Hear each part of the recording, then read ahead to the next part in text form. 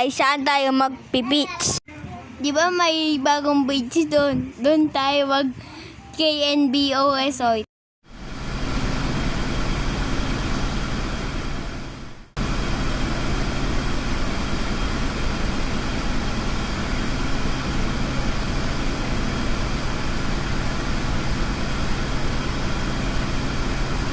Welcome to KNBO Resort.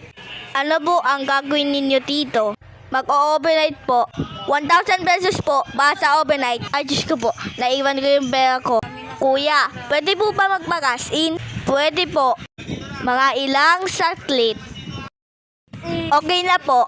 Sige po, tuloy po kayo. May bargainan po toon.